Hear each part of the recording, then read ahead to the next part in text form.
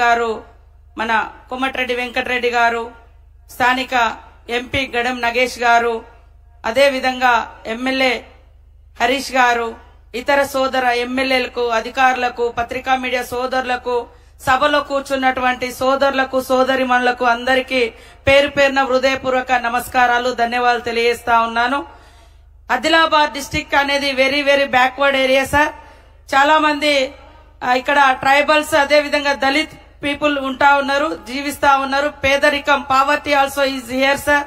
There is no irrigation facilities. That's why we can't getting more crops and other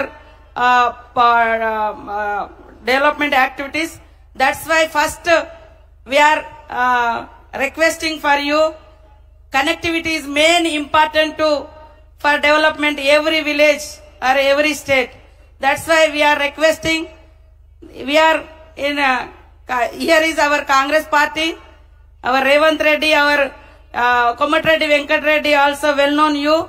We are requesting no discrimination. We are all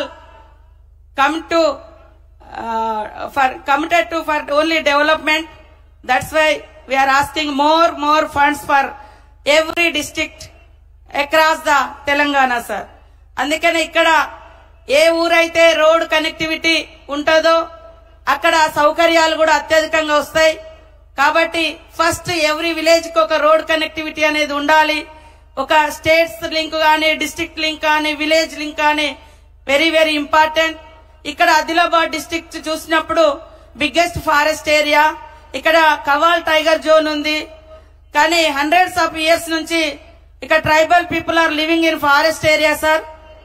so forest permissions త్వరగా రాక చాలా రోజుల నుంచి ఆ road connectivity లేక ఎదురు చూస్తా ఉన్నారు. ఫారెస్ట్ పర్మిషన్స్ కూడా కొంచెం చొరవ తీసుకొని మన గౌరవనీయులు రెస్పెక్టెడ్ గౌరవ సెంట్రల్ మినిస్టర్ నితిన్ గడ్కరీ గారిని ఇన్వాల్వ్ అయి మీరు ఇక్కడ పక్క హమారా నియర్ బై స్టేట్ కనెక్టివిటీ ఉంది సార్, మహారాష్ట్ర అండ్ తెలంగాణ.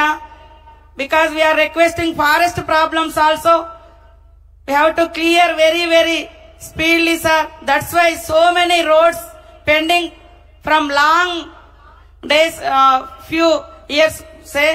इसलिए हम हमारा विनती फॉरेस्ट प्रॉब्लम्स भी आप क्लियर करना चाहिए सर. बहुत धन्यवाद.